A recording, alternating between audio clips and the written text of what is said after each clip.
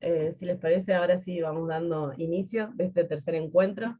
Antes que nada me presento, que no lo hice recién. Mi nombre es Jenny, soy militante de Brote Psico y consejera directiva por el claustro de estudiantes. Bienvenido a este tercer encuentro, que es género y salud mental. Y bueno, nada, yo quería aprovechar este momento para hacer una reflexión y decir que como estudiantes el encuentro entre la salud mental y los derechos humanos, además de ser un faro, es una necesidad dentro de nuestra formación, sobre todo, ¿no? Porque nuestro país tiene una tradición muy significativa acerca de lo que es el diseño y la implementación de dispositivos de asistencia en salud mental, con un enfoque de derecho, ¿no? Un ejemplo de esto es nuestra Ley Nacional de Salud Mental, la 26.657, nada, que es un modelo también a nivel internacional. Además, esta tradición en la defensa y respeto y promoción de los derechos humanos nos invita a seguir profundizando los debates y a seguir reflexionando y generar espacios de encuentro. Eh, Nosotros en nuestra facultad, hoy por hoy, tenemos unas autoridades que se encuentran muy pasivas y que no generan este tipo de encuentros, y además no genera profesionales y futuros profesionales que, nada, que estén aptos para encontrarse con las problemáticas y las necesidades de nuestro pueblo. Es por eso que estos espacios se hacen de gran importancia, y sobre todo, ¿no? Esta mesa que vamos a estar abordando las problemáticas de género, en donde lamentablemente en nuestra formación, hoy por hoy, solo tenemos una materia electiva sobre géneros, y si bien contamos con la actualización de los planes de estudio por parte de algunos docentes que tienen la voluntad política de hacerlo, nuestro plan de estudio no se modifica hace más de 40 años, así que imagínense todo lo que fue la ola verde de estos últimos años. Nada hace sentido dentro del plan de estudio, así que nuevamente celebrar este encuentro y poder generar nuevas reflexiones y sentido a nuestra formación. Bueno, voy a empezar presentando a Pilar Tuculet, que es directora de Prevención y Atención contra las Violencias de Género de la provincia de Buenos Aires. Bienvenida, Pilar, te cedo la palabra. Hola, buenas tardes a todos, todas, todes. Bienvenidos y muchísimas gracias a las compañeras por la convocatoria, por invitarnos acá a poder compartir. En este caso a mí me toca hablarles un poquito de lo que venimos haciendo en la provincia de Buenos Aires, en la gestión. Ya después tendrán compañeras que las van a acompañar también desde otros lugares de erudición. Honrada también estoy de acompañar con ellas este espacio. En principio la idea es poder contarles algunas de las cuestiones que venimos realizando en algo que para nosotros es un gran desafío, que es poder incorporar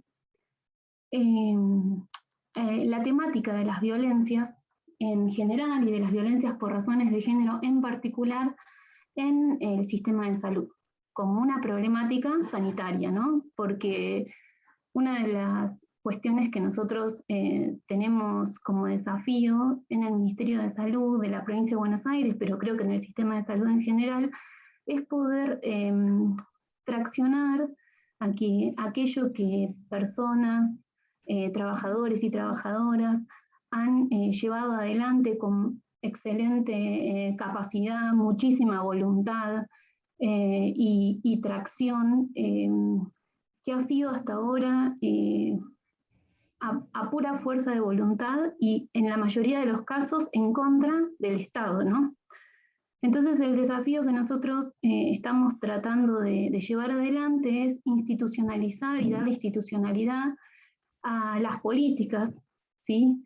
Como políticas de Estado, como decisión política, que nos permitan abordar estas temáticas, ¿sí? Y que los trabajadores y las trabajadoras que la vienen llevando adelante puedan sentirse acompañados por el Estado, promovidos en sus labores y no solamente siempre estar combatiendo a un Estado que desaloja, un Estado que no es hospitalario, un Estado expulsivo, que en la provincia de Buenos Aires realmente hemos recibido un Estado con una situación de muchísimo abandono también. Entonces hay procesos de reconstrucción que en este caso en particular, como en tantos otros, bueno, vienen de muy atrás. Entonces, en ese proceso, nosotros nos encontramos enmarcados en lo que es el Sistema Integrado de Políticas Públicas contra las Violencias por Razones de Género, que impulsa el Ministerio de las Mujeres, Políticas de Género y Diversidad de nuestra provincia, y en ese marco lo que asumimos como Ministerio de Salud es la corresponsabilidad que nos toca en el abordaje de las violencias por razones de género.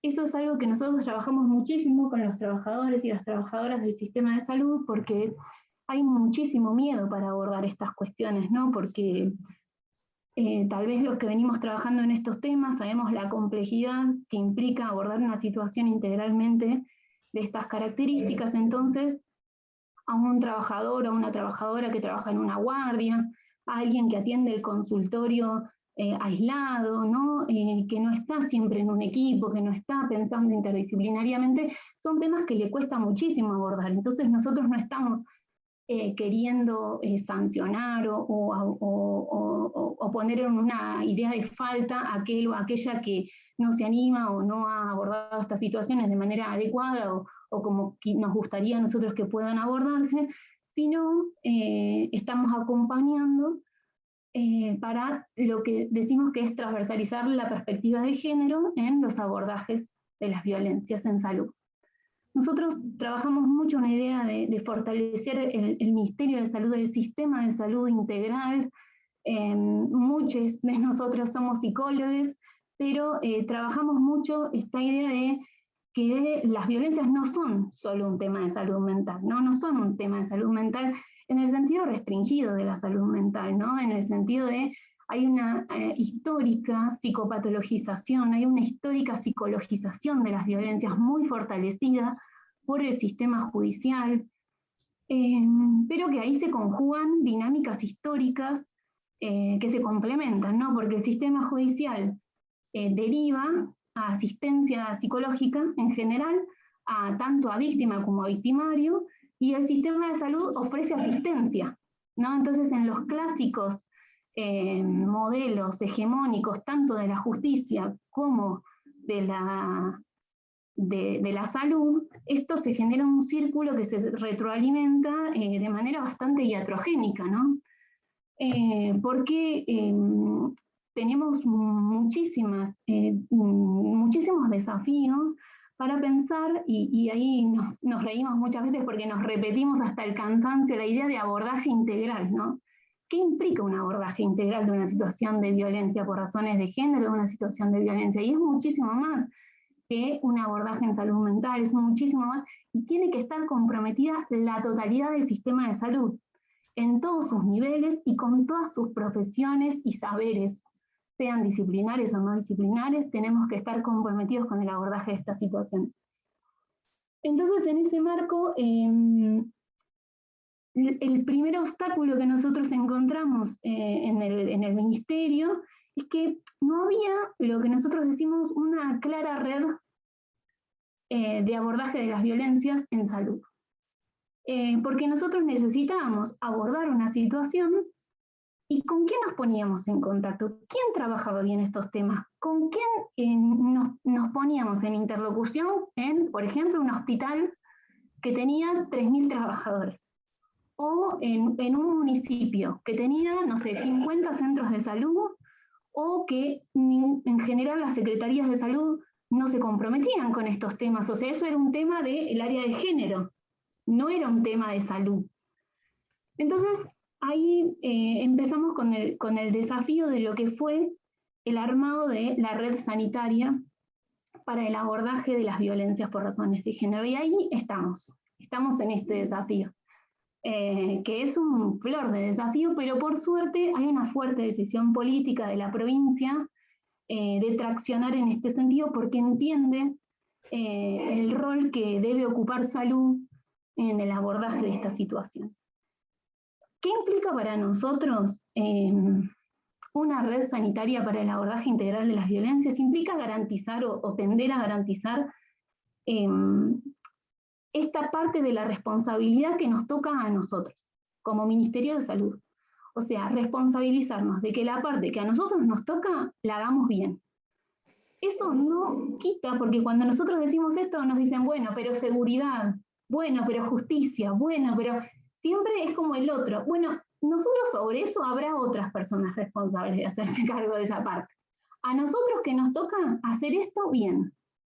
Entonces, en el marco de la corresponsabilidad que a nosotros nos toca como Ministerio de Salud, nos toca hacer lo mejor posible el porcentaje que a nosotros nos toca, y no es todo, porque eso también es para bajar las ansiedades de los y las trabajadoras del Ministerio del Sistema de Salud, que sienten que cuando toman una situación de violencia, tienen que garantizarle y salvarle la vida a esa persona. Y eso implica un montón de ansiedades, implica un montón de temores que no necesariamente son reales. O sea, obviamente hay muchísimas dificultades, hay muchísimas complejidades en el abordaje de estas situaciones, pero la clave para abordar estas situaciones de manera integral es la conformación de la red.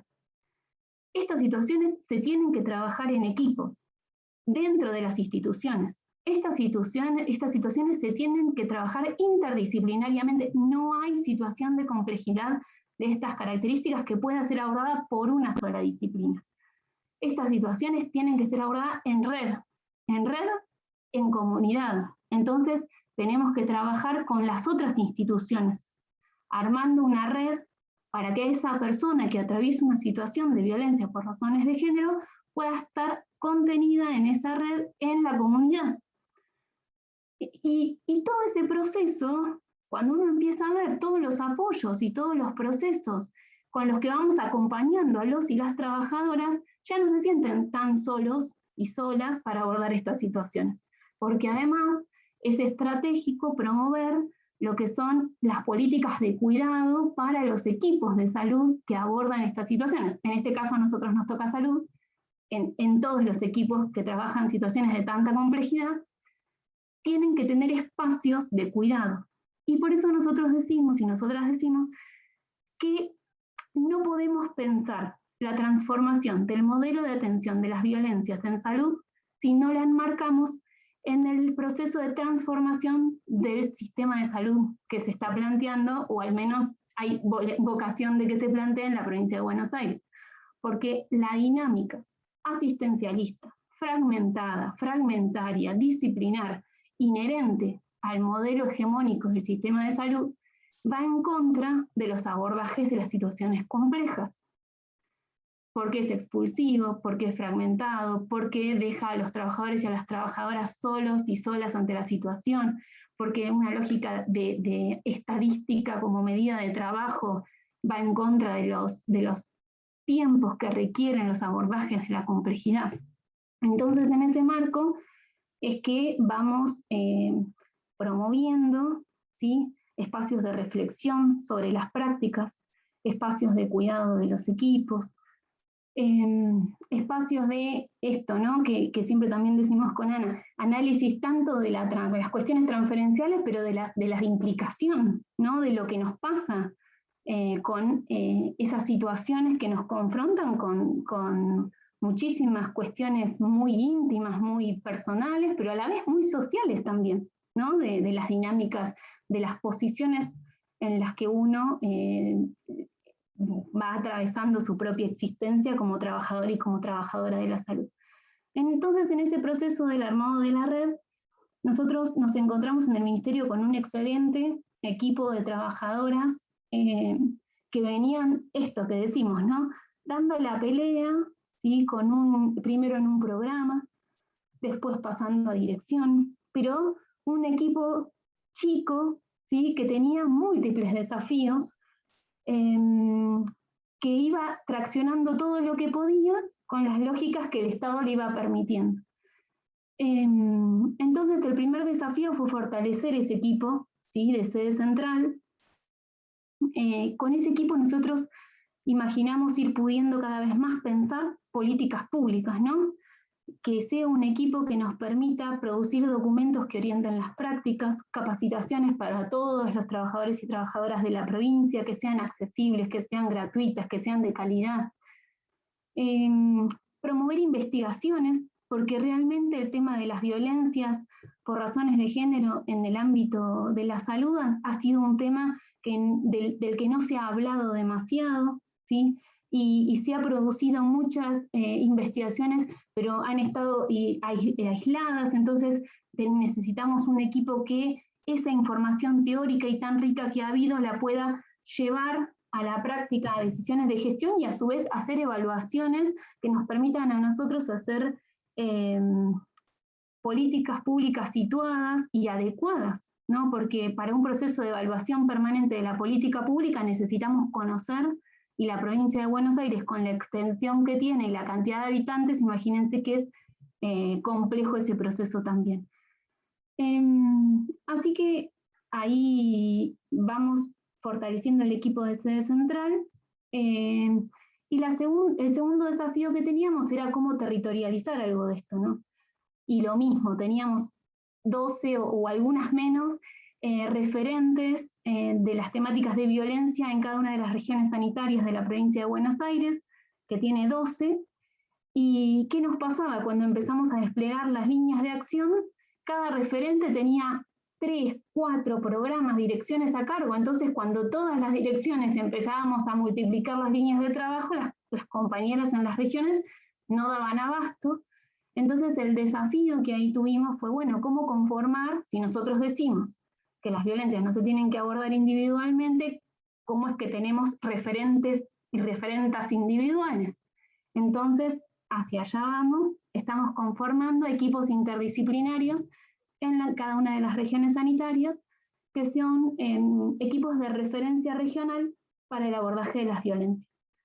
Y ahí no digo necesariamente por razones de género, porque el otro eje que, si se quiere, orienta nuestra perspectiva y nuestro trabajo cotidiano es el de la interseccionalidad. Porque nosotros ahí también, ¿no? El campo de problemas de la salud mental y nosotros también posicionados desde el campo de problemas de la subjetividad, estamos convencidos y convencidas de que hay múltiples relaciones de poder, múltiples jerarquías que producen una red de relaciones enredadas de poder en la que ahí no solamente el género es un desigualador, el género es uno y es importantísimo, pero en el sistema de salud uno se encuentra todo el tiempo con violencias producidas por otros modos de desigualación. La clase, la racialidad, sea o no étnica, en el proceso de blanqueamiento de nuestro país no están tan claramente identificadas con nacionalidades o con etnias, nuestra racialidad, evidentemente hay procesos de desigualación que van en ese sentido, las discapacidades, un montón de otras diferencias que son vistas con desigualdad. La configuración de múltiples diferencias vistas con desigualdad, leídas con desigualdad, son promotores o generadoras de condiciones de posibilidad para que existan violencias. Y el sistema de salud, por sobre todo el sistema de salud pública de la provincia de Buenos Aires, está atravesado de punta a punta por esas relaciones jerárquicas de poder, tanto entre sus trabajadores y trabajadoras, como con las personas y usuarias que se atienden en el sistema de salud. Porque si hay algo que caracteriza al sistema de salud, es las jerarquías, al modelo hegemónico en salud, disciplinares, jerarquías de roles, jerarquías de todos estos atravesamientos entre los y las trabajadoras, y a su vez con las personas que son usuarias en el sistema. Entonces, los equipos en las regiones sanitarias, el desafío, tienen 3 líneas de trabajo fundamentales. Lo digo y si me estoy llevando el tiempo me dicen y voy redondeando. La primera línea de trabajo que tenemos, y ese es uno de los motivos de la conformación del equipo, es el acompañamiento a las trabajadoras del sistema de salud provincial, ¿sí? Las trabajadoras que tienen directa relación de dependencia con el ministerio, en el acompañamiento de sus situaciones de violencia por razones de género.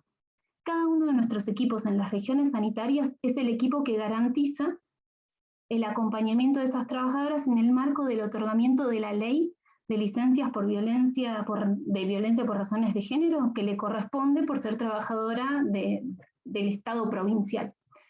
Entonces, nuestro equipo cuando haya una trabajadora que atraviesa una situación de violencia por razones de género, quiera o no pedirse una licencia, va a hacer ese acompañamiento. Esa situación de violencia por razones de género puede ser en el ámbito laboral o en su vida privada, de cualquier modo le corresponde una licencia y le corresponde ese acompañamiento. Entonces, uno de los roles del equipo es ese. El segundo rol del equipo, entendiendo la interseccionalidad, es trabajar las violencias en el ámbito laboral del sistema de salud. Esas violencias pueden ser por razones de género o no.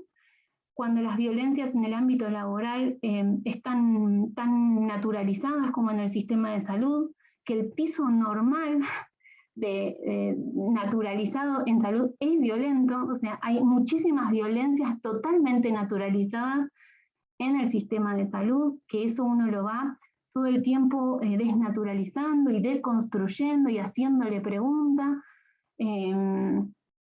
porque realmente en la lógica, por ejemplo, de formación de residentes y de residentas, los procesos formativos en las carreras de grado, ¿sí?, de salud, hay muchísimas lógicas, si se quiere, militarizadas de los procesos formativos que forman con modalidades violentas, ¿no? Entonces, eso es algo con lo que en general el sistema de salud acarrea un piso naturalizado.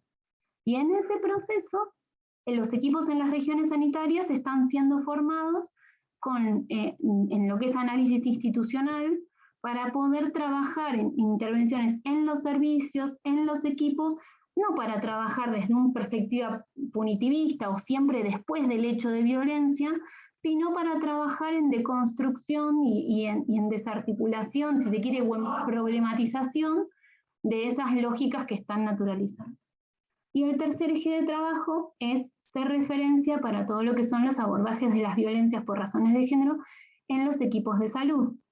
Entonces serán quienes acompañen capacitaciones, de hecho se están formando en este momento como formadores de Ley Micaela, formadoras de Ley Micaela para la provincia de Buenos Aires, van a ser una parte de los equipos que dé Ley Micaela en la provincia, en el Ministerio de Salud de la provincia, pero así también serán quienes garanticen que los protocolos y las guías prácticas de abordaje de las violencias contra las niñeces por razones de género sean aprehendidas y realmente tomadas por los equipos de salud, no que sean libros, letra muerta que queda ahí en los escritorios, y acompañar a los equipos de salud en lo que son los abordajes de tantas situaciones complejas.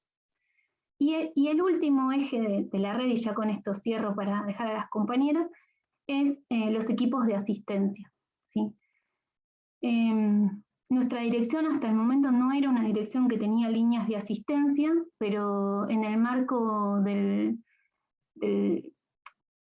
femicidio de Úrsula, ¿sí?, acá en la provincia de Buenos Aires se toma la decisión de fortalecer los abordajes de los casos críticos y de alto riesgo, y hay una evaluación muy clara de que el sistema de salud se pierde la posibilidad de abordar estas situaciones de manera adecuada, ¿sí? Porque la fragmentación del sistema de salud hace que los casos gravísimos que entran a veces no puedan ser abordados adecuadamente y se nos pierdan, ¿sí?, fortaleciendo situaciones de femicidios o de intentos de femicidio que no podemos prevenir porque no haya una detección adecuada.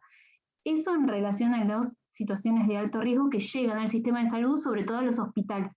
Y después, por la capilaridad inherente al sistema de salud que está en todos los territorios, con lo cual una buena detección del sistema de salud de una situación de violencia permitiría la prevención de casos críticos.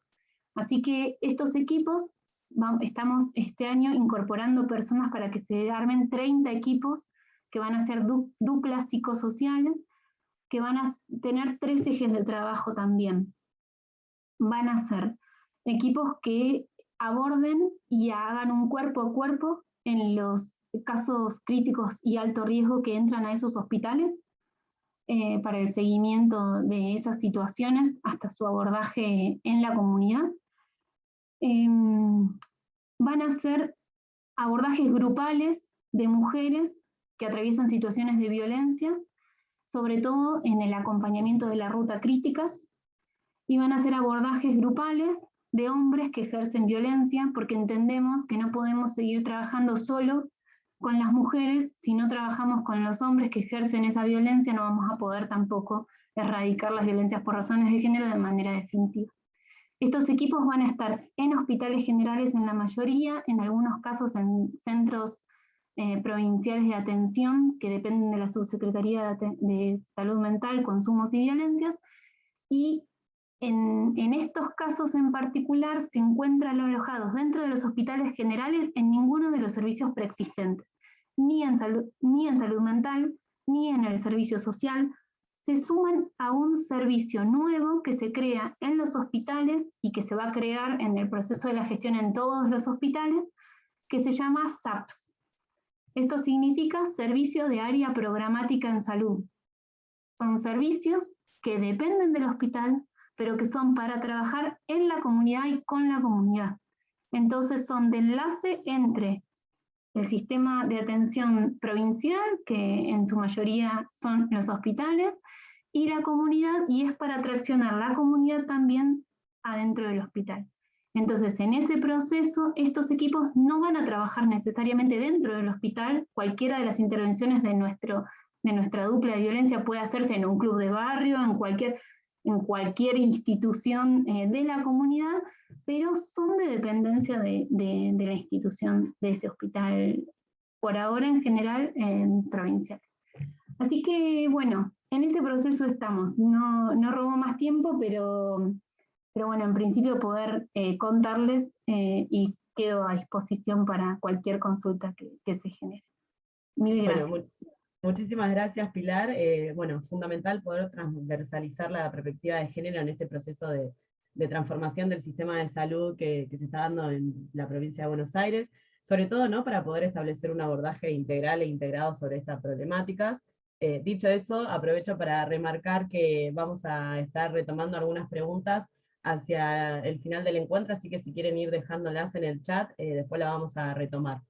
Y ahora voy a presentar a Roxana Amendolaro, que ella es licenciada en Psicología y es integrante de la Coordinación para el Abordaje de las Violencias por Motivo de Géneros en contexto de encierro del Ministerio de las Mujeres, Géneros y Diversidad de la Nación. Bienvenida, Roxana. Bueno, muchas gracias por la invitación. Bueno, es un gusto estar compartiendo este espacio con todas ustedes y todos ustedes. Y bueno, y en alguna medida me gustó mucho escucharla a Pilar, y en alguna medida, Pilar, voy a retomar, digamos, algunas de las ideas para pensarlas un poco conceptualmente y un poco a partir de algunas experiencias, pero bueno, fundamentalmente la idea, digamos, el planteo que hace Pilar sobre la necesidad de una red de abordaje, la necesidad de territorializar, y digamos, el acercamiento y el abordaje interseccional están atravesando un poco lo que preparé hoy para compartir con ustedes. Así que bueno, muchas gracias. Y bueno, le puse un título a la charla, de lo que quiero hablar es de cuidados, géneros, violencia por motivos de género y salud mental, ¿no? Haciendo esta especificidad, ¿no? No solo sistema de salud, sino en particular salud mental. Me parece que tenemos que empezar destacando que uno de los resultados en torno a cómo nos subjetivamos mujeres y disidencias en nuestra cultura, es el de considerarnos como encargadas naturales de brindar cuidados, pero no con derecho a poder recibirlos. Voy a desarrollar esto más adelante. Entonces, a la hora de pensar en el diseño de políticas y dispositivos de asistencia para el cuidado de la salud, incorporando el enfoque de género, tenemos que tomar en consideración este aspecto. Porque para poder problematizar representaciones y prácticas sobre el derecho al cuidado en clave de género, tenemos que incluir que para que mujeres y disidencias cuiden de sí, cuidemos de nosotras y pidamos ayuda, las políticas y dispositivos propuestos tienen que incorporar que en muchas oportunidades el cuidado y el autocuidado va a quedar al final de la lista de prioridades. En segundo término, también quiero subrayar que las políticas y dispositivos vinculados a la prestación de asistencia para situaciones de violencia por motivos de género fueron pioneros en incorporar esta marca subjetiva en clave de género, como es el caso de la línea 144, que ustedes saben que brinda información, asistencia, orientación, asesoramiento y contención telefónica las 24 horas, los 365 días del año. O sea que, retomando esta idea, encargadas naturales de brindar cuidados, pero con dificultad para incluir el autocuidado, ¿sí? Cuando esa necesidad puede aparecer y ser registrada a las 3 de la madrugada, tengo a dónde llamar, ¿sí? Y no si el dispositivo funciona de 8 a 13 horas, ¿no? Esto es lo que estoy queriendo subrayar. Por eso, en lo que hace a la intersección entre cuidados, géneros, violencias por motivos de género y salud mental, consideramos que la articulación, ¿sí? Acá es donde voy a las redes y al territorio, la articulación y el diálogo entre campos, políticas y dispositivos es un camino posible para la revisión de representaciones y prácticas en torno al cuidado. Si queremos que mujeres y disidencias cuiden de sí, cuidemos de nosotras, debemos proponer alternativas de respuesta que contemplen esta marca subjetiva, estos procesos de producción de subjetividad. Es en esta tensión, y no antes, que consideramos que va a poder revisarse esta marca, y así pasar de hacer visibles trayectorias de vida arrasadas a preguntarnos cómo garantizamos como sociedad el derecho humano al cuidado para todas las personas, ¿no? Lo personal es político. ¿Y cuál es el escenario? Sabemos que hoy una de las prioridades es trabajar por una redistribución más justa de las tareas de cuidado, ¿no? La actual organización funciona como corazón invisible de las desigualdades entre los géneros, y es un elemento clave a la hora de pensar en el desarrollo sostenible. Este aspecto fue social y económicamente invisibilizado, y quedó librado a las decisiones en el marco de la esfera privada de las familias. Nos toca entonces dar visibilidad a la importancia de las tareas de cuidado en el sistema socioeconómico y ubicarlas en el centro de la escena política, de la escena pública. ¿Cómo? Con políticas integrales, ¿no? Esto lo decía Pilar hace un ratito, que involucren a todos los actores que tienen incidencia en la organización social de los cuidados en nuestro país. Esto es Estado, mercados, comunidad, organizaciones sociales y familias. Porque sin una organización social de los cuidados, sin sistemas de apoyos para garantizar los cuidados, no estamos reconociendo en la práctica el derecho humano al cuidado. ¿Qué podemos decir sobre los cuidados? Los cuidados involucran una heterogeneidad de formas básicas de satisfacción de un conjunto de necesidades: alimentación, higiene, abrigo, etc., vinculadas a nuestro desarrollo como personas, independientemente de la situación de vida. Sabernos protegidas, sabernos protegidos por nuestras pares, por nuestros pares y por las instituciones, nos permite reconocernos como parte de nuestra comunidad, como integrantes de nuestra comunidad. En este sentido, voy a citar a Ana Domínguez Moon, una antropóloga. Ella señala que el cuidado como valor socialmente compartido implica un respeto por la otra persona, un reconocimiento de su derecho a contar con protección, tanto en el nivel legal como en el nivel de las prácticas, y no solo las familiares, ¿no? Sino las referidas a las políticas públicas que deben garantizar ese derecho al cuidado. Entonces, en relación al cuidado como un derecho, cuando nos reconocemos mujeres y disidencias como sujetas de derecho, se introduce una concepción de cuidado vinculada a la interdependencia, ¿no? Como un encuentro entre sujetas, entre sujetos, autónomas, autónomos, con capacidades diferenciales. Y ahí asumimos que todas las personas necesitamos cuidar y ser cuidadas. Sin embargo, el cuidado como un derecho no siempre se hace efectivo por igual para todas las personas que integran una sociedad. Y entonces acá otra pregunta. ¿Ellas se cuidan? Y así, si seguimos, ¿no?, con este desarrollo anterior, la pregunta por si ellas se cuidan se puede retraducir en ¿ellas pueden cuidarse? ¿Generamos como sociedad condiciones sociales para incluir el derecho humano al cuidado y al autocuidado de mujeres y personas LGTBI?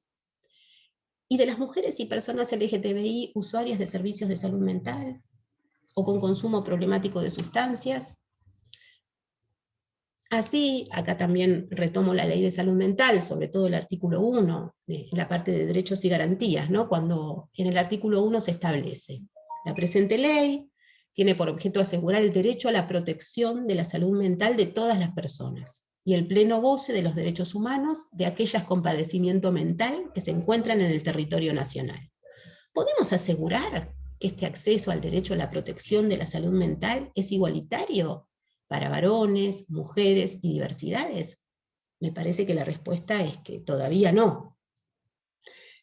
Y la tarea que venimos haciendo relativa a prejuicios y estereotipos acerca de la locura es, por supuesto, una parte del proceso. Lo mismo, digamos, y recién Pilar fue muy descriptiva en este sentido, lo mismo el intenso trabajo que las autoridades actuales están haciendo en lo que hace a promover procesos de reforma de los sistemas de salud mental desde un enfoque de derechos humanos. Digo, esto por supuesto también es un paso ineludible. Pero si no nos metemos de lleno en la generación de sistemas integrales de cuidados, generación que por supuesto no solo atañe al sistema de salud, dejamos que la respuesta por si ellas se cuidan se responda desde una matriz individual, familiarista y psicologicista. Así fue la respuesta que dio una referente de un dispositivo local de asistencia para personas con consumo problemático de sustancias. Ella dijo: no estamos acompañando mujeres porque ellas no se acercan. Esta respuesta era un dispositivo que funcionaba 2 veces por semana entre las 19 y las 21 horas. Nos podemos preguntar, ¿qué estaban haciendo las mujeres en ese horario? Bueno, esta respuesta se dio en el marco de un estudio multicéntrico en el que pude participar. El estudio se llama Patrones de consumo de sustancias psicoactivas, acceso a la atención y determinantes sociales de la salud en mujeres embarazadas y puérperas. Fue un estudio exploratorio descriptivo que tuvo lugar en los hospitales de Bariloche, Concordia y La Matanza. Fue coordinado por la Asociación Civil Intercambios en el marco de la convocatoria Salud Investiga 2018 del Ministerio de Salud de la Nación. Bueno, esto para que tengan el marco. Tenemos entonces que interrogarnos sobre las visiones de quienes brindamos la asistencia y en qué medida estas visiones contribuyen o no a reforzar o revertir determinados estereotipos sociales acerca del cuidado. Acá, por ejemplo, las expectativas asociadas al rol de género y la falta de tratamientos que consideren la subordinación social de las mujeres, ¿no? Nos termina condicionando muchas veces al ocultamiento de necesidades de asistencia y al desarrollo de estrategias de autoatención. Teniendo en cuenta estos factores, ¿no?, podemos pensar que lo que muchas veces se considera o se nombra como escaso compromiso terapéutico por parte de las mujeres puede empezar a pensarse o puede empezar a ser entendido como resultado de la falta de perspectiva de género en los tratamientos. Ya dijimos en otra oportunidad que no podíamos responder a la pregunta sobre la cronicidad en salud mental sin atender a por lo menos los últimos 3 siglos, ¿no?, de segregación, invisibilización y negación de la condición de sujetas y sujetos de derecho a este grupo. También decíamos que dicha pregunta necesariamente nos reconducía al sistema social y que podía reformularse así: ¿cómo se produce la cronicidad en salud mental? Y tomando la dimensión ético-política, ¿por qué como sociedad producimos cronicidad en salud mental? Y conste que este interrogante no niega la posible evolución de una persona usuaria hacia la cronicidad y el deterioro, pero primero que nada interpela la noción de paciente crónica, paciente crónico, y si esta noción no está haciendo referencia a nuestra incapacidad, a la incapacidad social y operativa del sistema, en relación a padecimientos, ¿no?, cuya respuesta requieren abordajes más complejos, basados en el respeto a la autonomía de las personas diagnosticadas. No se puede entonces afirmar la existencia o inexistencia de la paciente crónica, del paciente crónico, en el ámbito de la salud mental, excluyendo los dispositivos de apoyo y lo que ellos proponen. Tampoco entonces podemos responder a la pregunta por si ellas se cuidan, sin antes interpelar sobre la existencia o inexistencia de sistemas integrales de cuidados. Retomando entonces este estudio multicéntrico que les presenté recién, ahí lo que pudimos observar, ¿sí?, entre los resultados a partir de las respuestas de las mujeres entrevistadas, es que lo que predominaban eran estrategias de autoatención, responsabilización individual y una disminución del consumo en las mujeres que estaban atravesando el tercer trimestre de embarazo, lo que podía considerarse en relación a las expectativas asociadas al rol de género, ¿no? Para estas mujeres, abandonar el propio consumo podía constituirse más en una forma de cuidar a sus hijos por nacer, o sus allegadas o allegados, ubicándose ellas, ¿no?, ellas mismas más que como sujetas, con derecho al cuidado, como encargadas naturales de brindarlos. Y ahí esta relación también, contaban con apoyo social, ¿no? Digo, pensando responsabilización individual, estrategias de autocuidado, encargadas naturales de brindar cuidados.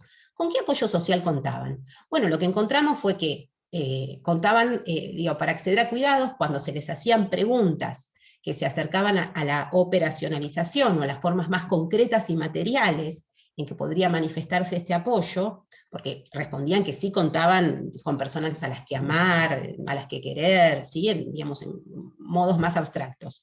Pero en las formas concretas y materiales, el nivel de apoyo social era significativamente menor. Y un importante porcentaje de estas mujeres informaba que pocas veces o muchas veces contaban con alguien que las ayudara en tareas domésticas y de cuidado cuando estaban enfermas, o con alguien que las acompañara al médico o a la médica cuando lo necesitaban.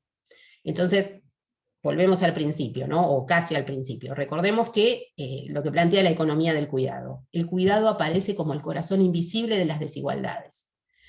Para diseñar entonces líneas de acción y dispositivos en la intersección entre géneros, cuidados, violencia por motivos de género y salud mental, no alcanza con que la propuesta exista, ¿sí? No alcanza con que funcione de 10 a 13 o de 19 a 21. También tenemos que incluir esta dimensión relativa a los cuidados. Así la mujer o persona LGTBI se autopercibe como sujeta con derecho al cuidado o no, y así cuenta con el apoyo social necesario para poder acceder a dichos cuidados. Para terminar, ¿a qué disponen los dispositivos? Y acá es donde, cuando empezamos hoy, comentábamos que de alguna manera siempre la seguimos a Ana Fernández, ¿no? Ya se deben haber dado cuenta.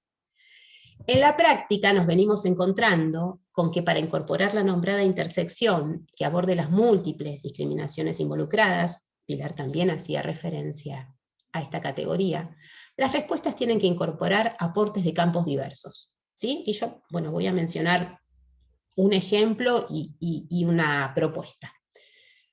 Un ejemplo, el dispositivo de guardia de primeras horas en Bariloche, ¿no?, en el que me tocó participar. Está integrado por equipos de operadoras territoriales que funcionan las 24 horas y se creó articulando recursos institucionales que provenían del Sistema de Abordaje Territorial, del Consejo Provincial de la Mujer, que depende del Ministerio de Desarrollo Social de la provincia, de la Comisaría de la Familia y del Departamento de Género del municipio. Cada uno de estos organismos tiene una responsabilidad específica en la prestación de asistencia integral a las personas que atraviesan situaciones de violencia por motivos de género. El SAT, el Sistema de Abordaje Territorial, garantizando el acompañamiento territorial. La comisaría en las denuncias. El Departamento de Género gestionando una de las casas refugio que funciona en Bariloche. Las operadoras, ¿sí?, tenían la responsabilidad de acompañar durante los primeros momentos cuando recibían una derivación desde el 911. ¿Cómo?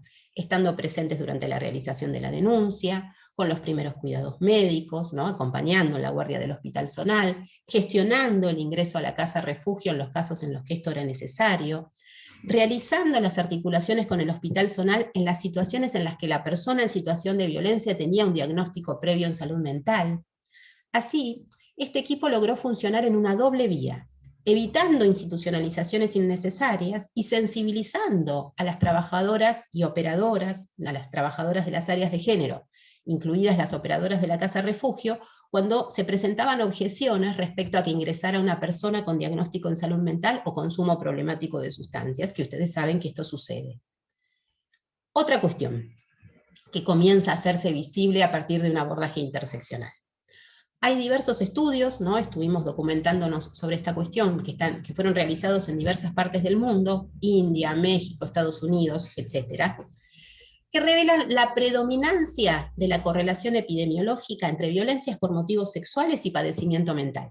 ¿Sí? Entre los diagnósticos que se mencionan aparecen el estrés postraumático, trastorno de pánico, abuso de sustancias psicoactivas, pensamientos de autolesión y suicidio, depresión. Entonces nos preguntamos, ¿a qué otras trayectorias institucionales y de vida abriríamos si, por ejemplo, incluyéramos en los protocolos de evaluación de admisión de mujeres y diversidades en los hospitales monovalentes la indagación de los antecedentes de violencia por motivos de género y en particular de violencia sexual? ¿Y qué sucedería con los diagnósticos, o por lo menos con la lectura que veníamos haciendo respecto de su genealogía? Bueno, muchísimas gracias y bueno, también quedo abierta a las preguntas y a que sigamos pensando. Muchas gracias, Roxana. Bueno, muy buena tu intervención. Sí, nuevamente recuerdo que pueden hacer las preguntas y las pueden ir dejando en el chat y a lo último retomamos. Y bueno, ahora voy a presentar a Lucía Cámpora, legisladora porteña por el Frente de Todos. Bienvenida, Lu. Ahí estoy, ahí va, ahí se escucha. Perfecto, sí. Bueno, antes que nada, bueno, primero disculpas por llegar un poco tarde, igual llegué a escuchar a todas las compañeras que me antecedieron, lo cual me alegra, pero no quería dejar de pedir disculpas. Bueno, primero también decirles feliz día a las compañeras psicólogas que están en este encuentro y compañeros que veo también algunos. Se lo dije a mi psicóloga, pero ahora que estoy en esta charla con ustedes no me quería olvidar de decirlo. Y agradecerle también a las compañeras que me invitaron, a Jenny, a Iru, al Frente del Impulso y al Frente de Graduades.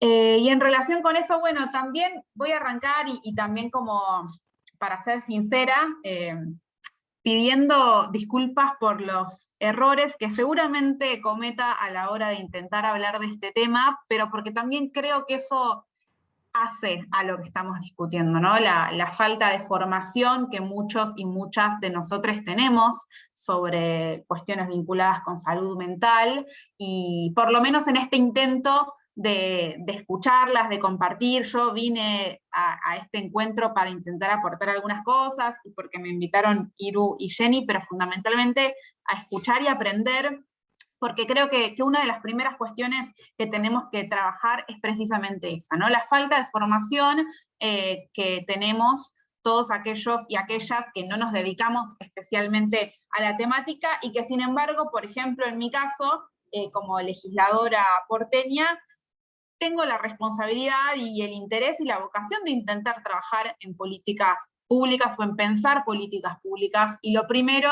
creo que tiene que tener que ver con la formación. No necesariamente vamos a proponer otra nueva ley de formación para los agentes del Estado, como tenemos la ley Micaela para cuestiones de género, la ley Yolanda para cuestiones ambientales, pero sí creo que un primer punto es pensar en herramientas para que no solamente aquellos y aquellas que tenemos alguna responsabilidad institucional estemos capacitados, sino también para que todos y todas en nuestras formaciones, desde la escuela, quizás incorporemos herramientas para abordar en la medida que podamos situaciones de salud mental. Y lo traigo especialmente porque en estos tiempos me encontré mucho más que en otros momentos con el emergente de la duda y la necesidad de discutir sobre salud mental. Me pasó concretamente de encontrarme con compañeros y compañeras, y voy a tratar de hablar muy desde el llano, de la experiencia que puedo ir recogiendo para pensar algunas cuestiones en este sentido.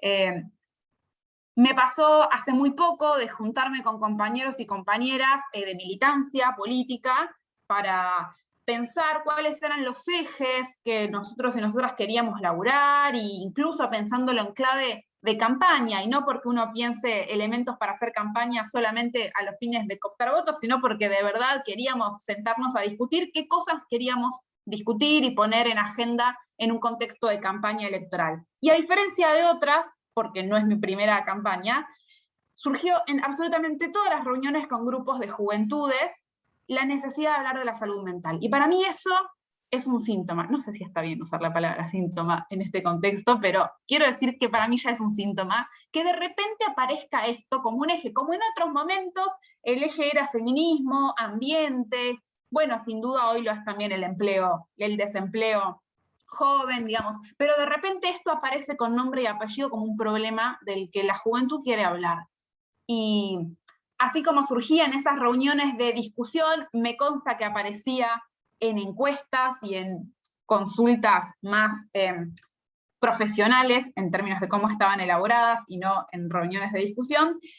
Y no va que hace 15 días me toca en la legislatura porteña, esto Iru lo sabe porque se lo conté muy sorprendida, pero me toca en la legislatura porteña presidir una sesión de un programa que se llama La Legislatura y la Escuela, en el que distintas escuelas, primarias o secundarias, vienen a la legislatura porteña a presentar un proyecto de ley elaborado por los estudiantes, por los y las estudiantes, en función de los intereses de esos estudiantes. ¿Qué querrían ellos que se convierta en ley en la Ciudad de Buenos Aires? Y no va que esa sesión que me toca presidir, en el marco de esta conversación, que además yo venía teniendo con Iru sobre mirá cómo está surgiendo esto, qué podemos pensar, qué podemos hacer, traen los chicos del Instituto Nueva Pompeya un proyecto de ley para que en las escuelas se hable de salud mental. Yo de verdad que se los pasaría porque me pareció maravilloso el desarrollo que había, además de haber elegido ese tema, el desarrollo que había detrás de eso. Entonces, con esto quiero decir que de verdad necesitamos herramientas para hablar, no quiero decir empezar a hablar porque ustedes hablan un montón de esto, ya lo sé, pero quienes quizás no formamos parte de instituciones de formación vinculadas con la salud mental, de verdad que esto es de las primeras veces que lo empezamos a conversar o a pensar con tanta conciencia. Y de hecho nuestro contacto con las discusiones de salud mental, y esto es parte de lo que creo que hay que desarmar, y para eso necesitamos herramientas, tiene que ver con asociar los problemas de salud mental a un estigma, digamos, para nosotras, muchas de nosotras, y sobre todo pensando en el título de esta charla, en género y salud mental, la acusación de loca es una acusación, y muchas veces es una acusación cargada de estigma y para mujeres. Yo pensaba, a raíz del título de la actividad, cómo es tan claro en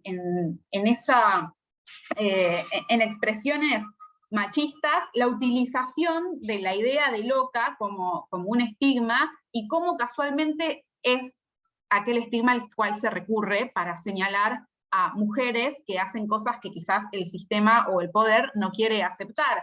Creo que por ahí el ejemplo que muchas pensamos y conocemos es el de las locas de la Plaza de Mayo. Digamos, esas mujeres, esas madres de Plaza de Mayo que daban rondas alrededor de la pirámide de Mayo, eran las locas de la Plaza de Mayo. Y muchas mujeres que van a denunciar situaciones de violencia de géneros, o que las intentan o se animan a contarlas en su entorno más cercano, son rápidamente acusadas de locas. Bueno, las feministas somos rápidamente acusadas de locas, ¿no? Las movilizaciones de las locas, o las locas histéricas, digamos, acá me estoy metiendo con un concepto más técnico, voy a salir de ahí porque seguramente hago lío.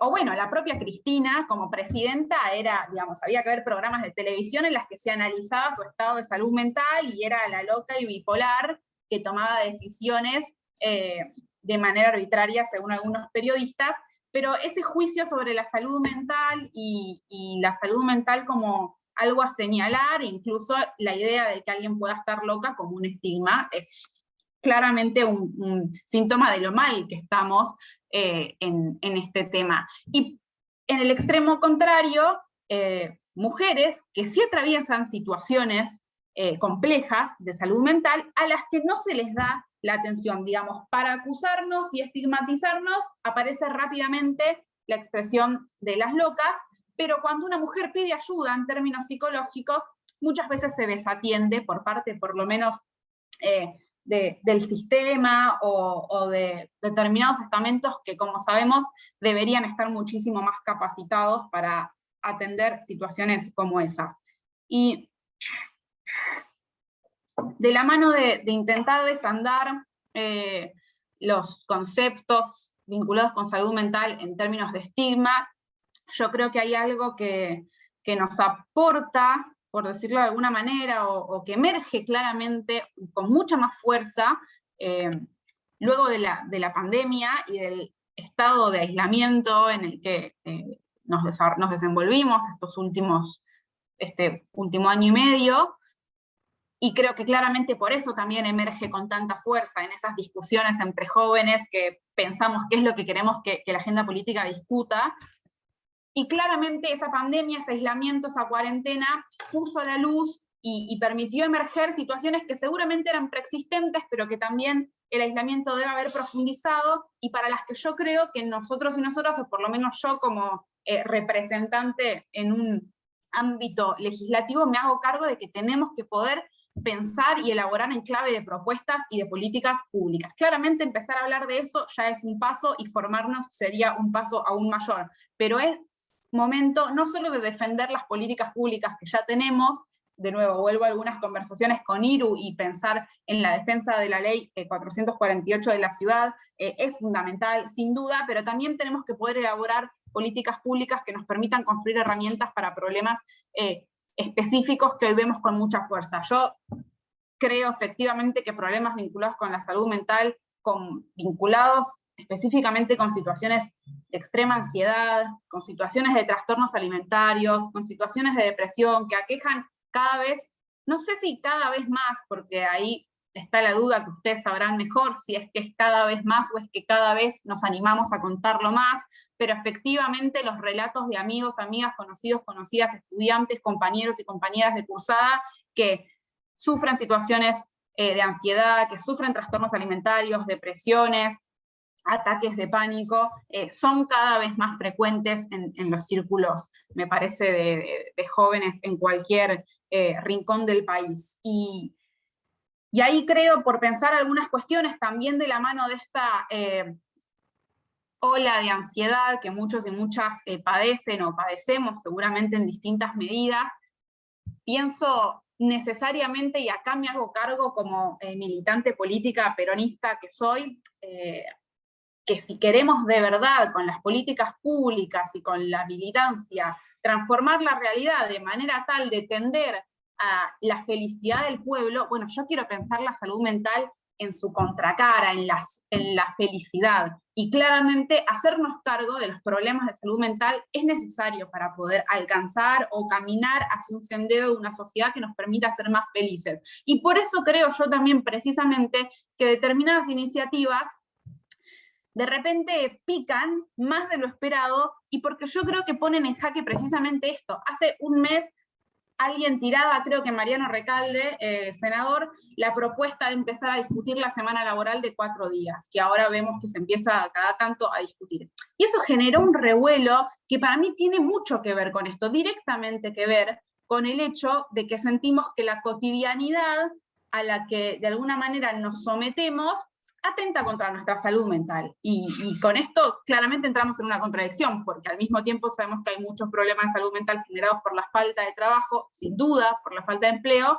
pero también sabemos que muchísimas de las personas que hoy tienen un empleo, tienen empleos que por sus exigencias y sus características atentan también contra su salud mental. Claramente la proliferación de los aparatos tecnológicos y la adicción que nos va generando también nos genera una demanda que nos produce una ansiedad que yo creo que tenemos que abordar en términos de política. Alguien creo que decía hace un rato, claramente la consigna lo personal es político, necesariamente se aplica para pensar los problemas de salud mental, y tenemos que hacernos cargo en términos de políticas públicas, un problema colectivo y un problema de una sociedad que cada vez más necesitemos hablar, identificar y exteriorizar que nos pasan estas cosas. Pienso también, y acá tomo algunas propuestas que le escuché a Íñigo Errejón allá en España, pero pensar también en la no sé si está bien dicho, pero en el consumo excesivo de medicamentos para ser feliz, también debería ser un problema a abordar. Y acá pienso concretamente en la regulación pendiente, la pendiente regulación de las publicidades de medicamentos. Digamos, yo prendo la televisión y en una hora me encuentro con 3 publicidades que me recomiendan distintos medicamentos, algunos para ser feliz, algunos para que no me duele la espalda, algunos para estudiar mejor, y algunos para, no sé, digamos, ninguno me dice que por ahí tendría que mejorar mi postura frente a la computadora para que me deje de doler la espalda, ¿no? Siempre me tendría que tomar un ibuprofeno o alguna cosa así. Y si no me alcanza la noche para estudiar, siempre tengo alguna pastilla que me hace no dormir. Digamos, de verdad, la publicidad de medicamentos para mí es un tema a abordar en términos de política pública, como también, tomando lo que decíamos al principio, creo que pensar en algún proyecto o en alguna política que incluya herramientas de formación en la educación primaria y secundaria también es fundamental, mejor dicho, en la educación media. Creo también, y lo decían recién, que pensar políticas concretas y más claras para abordar el consumo de estupefacientes, tanto el consumo recreativo, quizás no catalogado como problemático, y ahí pienso, por ejemplo, en que esta ciudad de Buenos Aires no tiene una sola política de reducción de daños a la salida de los boliches, y qué importante sería que pudiésemos pensar algo en ese estilo, y también pensar en políticas ya para esos casos mucho más claramente problemáticos, y ahí la verdad yo como legisladora porteña les juro que hago el esfuerzo por estudiar las políticas del gobierno nacional en la materia, son muy pocas. Realmente las herramientas que tenemos para abordar situaciones de consumo problemático en la Ciudad de Buenos Aires son las del Estado Nacional, son las de algunas iglesias, son las de algunas ONGs, y realmente si no es por el esfuerzo de muchísimos trabajadores de los CESAC, que corre por cuenta propia, y de los trabajadores y trabajadoras de las instituciones de salud, realmente no habría, porque las políticas específicas del gobierno de la ciudad o del Estado local son sumamente insuficientes. Y pienso también, y voy redondeando porque quería mezclar algunos ejes que me preocupaban con algunas incipientes ideas de políticas públicas que podríamos intentar elaborar, pero pienso también en la necesidad de que el abordaje interdisciplinario del que siempre hablamos sea una realidad efectiva. Yo no soy psicóloga, soy abogada, y puedo dar cuenta de que en la formación de los abogados no existen las herramientas vinculadas con salud mental, de que en el Poder Judicial realmente son pocas las herramientas vinculadas con salud mental, y que en eso deberíamos poder abordar herramientas o construir herramientas más concretas para que el abordaje interdisciplinario sea una realidad efectiva, y sin irme ni siquiera al Poder Judicial cuando ya la causa está constituida. Pienso hasta en los centros de recepción de denuncias de distintos tipos, pero especialmente los de violencias de género, que en la ciudad de Buenos Aires quizás carecen muchas veces de los profesionales de la salud y de la salud mental que podrían recepcionar una denuncia vinculada con cuestiones de violencia de género. Pero en síntesis, para nosotros y nosotras como militantes, pero también como representantes institucionales, poder primero enunciar muchísimo más esta problemática, formarnos en esto y empezar a proponer y a rediscutir las políticas públicas que deberíamos tener para abordar las cuestiones de salud mental, yo creo que es fundamental. Sin duda, la formación en las universidades y particularmente en la Facultad de Psicología de la UBA podría tener muchísima más interdisciplinariedad, o mejor dicho, el resto de las facultades podrían tener muchísima más interdisciplinariedad e incorporar una articulación que creo que es más que necesaria con los profesionales de la salud mental. Y en eso creo también que el Estado tiene una gran responsabilidad, particularmente por lo que es lo que a mí me toca. El Estado de la ciudad tiene una gran responsabilidad y una gran deuda en términos de políticas vinculadas con la salud mental. Pero en definitiva, y con esto cierro, yo creo que tiene que ver con la felicidad del pueblo, fundamentalmente poder pensar en políticas que nos permitan atravesar nuestro paso por esta vida y nuestro desarrollo en una sociedad con una visión de salud, como decimos siempre, integral, y que eso claramente significa también abordar la cuestión de la salud mental. Así que cierro ahí para no extenderme más y porque además quiero de verdad escuchar a Ana, y si después hay tiempo para intercambios y podemos seguir pensando, aquí estaré. Así que bueno, muchas gracias por la invitación de nuevo y aquí me quedo. Gracias, Lu. Bueno, sí, se vuelve fundamental poder pensar en la incorporación, ¿no?, de herramientas en salud mental dentro de la educación media, y mientras hablaba yo pensaba, ¿no?, como, no sé si decirlo la grieta, pero al ver las políticas de salud mental, sobre todo, y de género, que vemos, estuvimos viendo a lo largo de estos congresos en la provincia de Buenos Aires, nada tiene que ver con lo que encontramos en Cava. Bueno, de hecho, todavía hay una ley, la 448, que es incluso más vieja que la ley nacional, y todavía no se llevó a la plena implementación, ¿no? Ahí se ve claramente dos modelos de gestión totalmente diferentes. Bueno, y ahora vamos a presentar a Ana María Fernández. Ella es doctora en psicoanálisis, profesora titular consulta y, bueno, pionera en la incorporación de una materia de introducción a los estudios de género en nuestra facultad, ¿no? Yo al principio mencionaba que era la única materia que teníamos sobre perspectiva de género, y bueno, quería mencionar que ella había sido la pionera. Bienvenida, Ana. Muchas gracias. Bueno, muchas gracias por la invitación. He escuchado con muchísimo interés todo lo que han abordado las compañeras que me precedieron. Quiero felicitar a la agrupación de graduados y a la agrupación de estudiantes por esta iniciativa.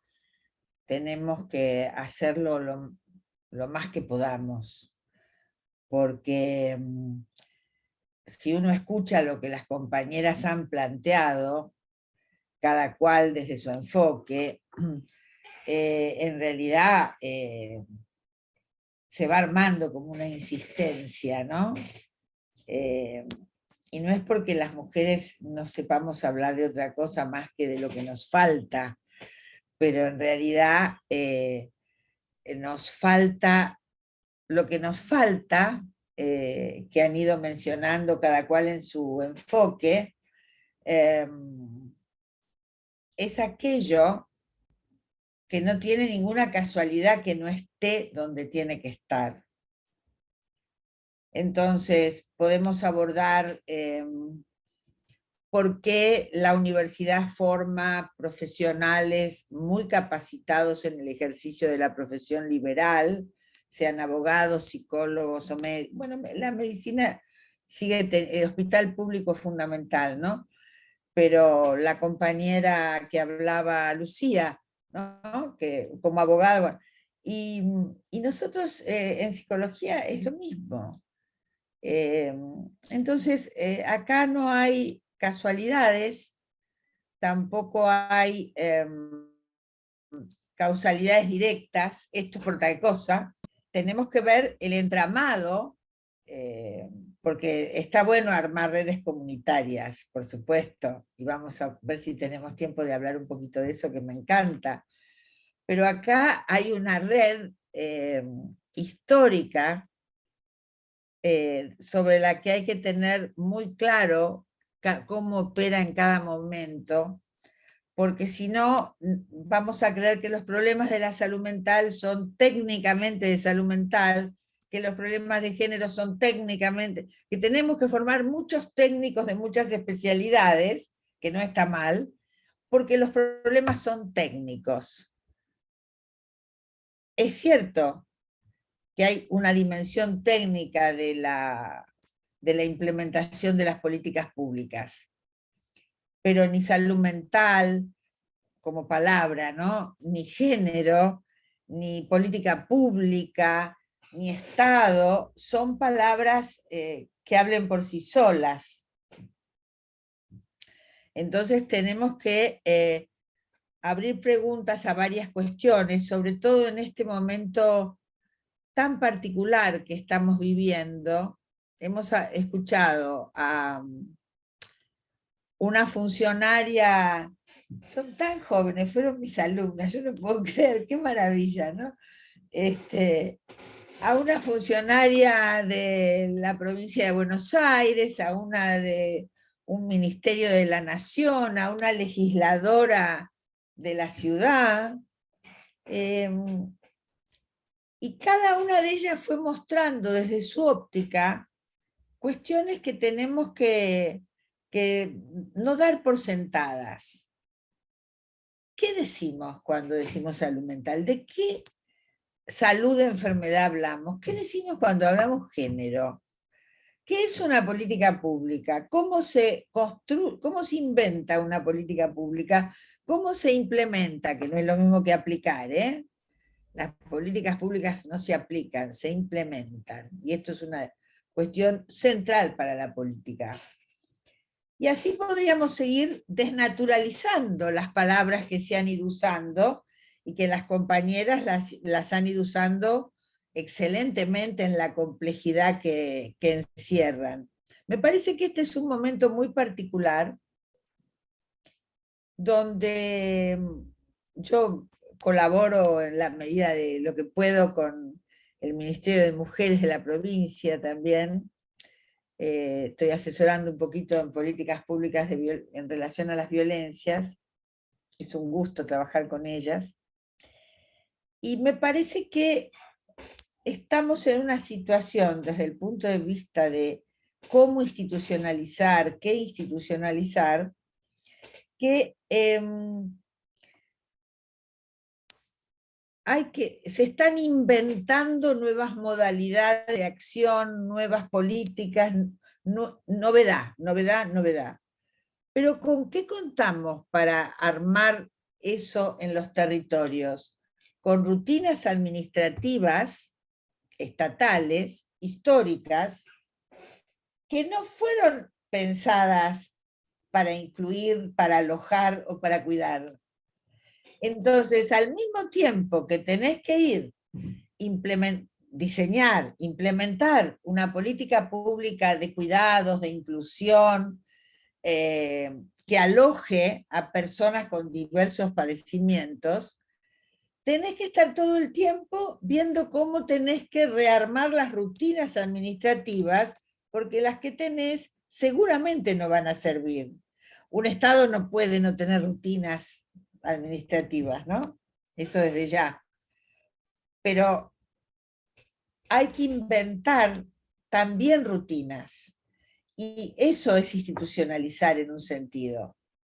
Entonces ahí hay una tensión institucional en este momento histórico, donde además urge avanzar, porque siempre sabemos que los momentos en que hay situaciones de políticas que buscan la inclusión, que gustan disminuir las desigualaciones, son tiempos históricos que suelen ser breves y muy hackeados por los poderes establecidos, entonces también es político dejar instituido lo más posible para que sea muy difícil o más difícil desarmarlo, como hemos visto tantas veces en la historia, ¿no? Entonces, según ¿qué género? ¿Qué decimos cuando decimos cuestiones de género?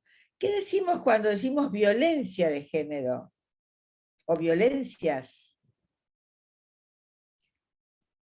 Ahí, esto no es una vocación por la pregunta en sí, por darle una forma a una exposición, sino que es una cuestión metodológica.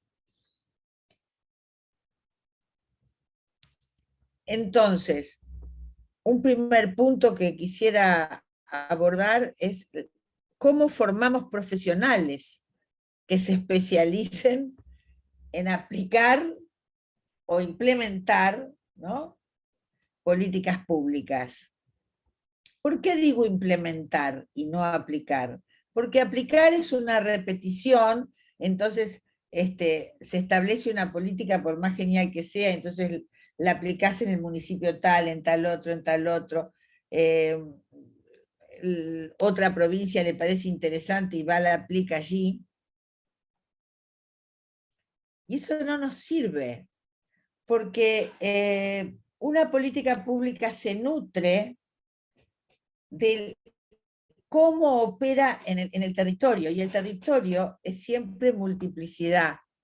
No puedo repetir, tengo que implementar con las particularidades de cada situación al mismo tiempo que tengo que establecer una homogeneidad, porque si no, no sería una política. Entonces, la capacitación no es solo gente que sepa de género, gente que sepa de pobreza, gente que sepa, sino que además haya un acuerdo básico de construir una política pública desde el momento en que se inventa hasta el momento que llega a los destinatarios, con una idea de comunidad y con una idea de que la apertura a la multiplicidad tiene un objetivo central, que es cómo aquellos desigualados, damnificados, empobrecidos, vulnerabilizados, a los que está dirigida una política pública, creo las condiciones en su implementación para que se puedan apropiar de ese instrumento que el Estado le ofrece. Y acá hay una cuestión central, porque ese apropiarse, es hacerlo suyo, significa algo que todo desigualado padece, o todo perdón, porque el inclusivo me es muy difícil, que es en la pérdida de derechos, perdió dignidad. Entonces, en el apropiarse de la política, yo tengo que dar lugar a que puedan apropiarse de esa política en cada lugar, porque si no, es asistencialismo de Estado. Yo no tengo nada contra el asistencialismo de Estado en sí. Cuando hay que repartir comida y rápido, y rápido. El tema es que el Estado puede ser más, y queremos que sea más, y lo vemos en las experiencias que traen nuestras compañeras, que el Estado puede implementar muchas más cosas que ese dar, aunque ese dar haya momentos que es imprescindible. El problema es que entendamos que los grupos más desigualados, hace tiempo yo escribí una cosa que me parece que puede servir como articulador conceptual, que es la idea de diferencias desigualadas.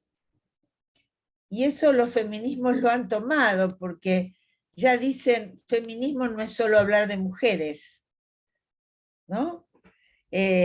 O me parece que ahí, en esta idea de diferencias desigualadas, lo que yo puedo aportar es una idea de cómo pienso que se arman las desigualaciones en esta alianza histórica de capitalismo, patriarcado y Estado, que nace con los Estados-nación para poner un periodo histórico, pero que es incluso anterior a ellos, pero que en cada momento histórico organiza sus alianzas de los sectores de poder. Entonces, no puedo pensar hoy un patriarcado sin pensar el capitalismo colonial, etcétera, etcétera, y al revés, no puedo pensar un capitalismo sin pensar en el patriarcado, porque Rosa Luxemburgo decía, el capitalismo explota para discriminar y discrimina para explotar, ¿no? Entonces, la alianza de la desigualación por clase que se estudió en un primer momento, ¿no? Y se creía que era la desigualación central de la reproducción de este sistema, hoy vemos que está entrelazado con género, está entrelazado con diversidades, con etnias y racializaciones, como bien señalaba Pilar, varones con diferente poder que mujeres, adultos sobre jóvenes, es decir, que hay un paquete enredado de relaciones de poder que producen subalternidad y distintos tipos de sufrimiento. Entonces, si hay un paquete enredado de relaciones de dominio, sería suicida no entender que tiene que haber distintas alianzas, articulaciones imprescindibles y necesarias de distintas formas de padecimiento de las desigualaciones y de las subalternidades. Entonces, me parece que estos se ha ido entendiendo muy bien en muchos aspectos, y bueno, para decir un ejemplo muy rápido, ay, no miré a qué hora empecé. ¿Vos qué coordinás?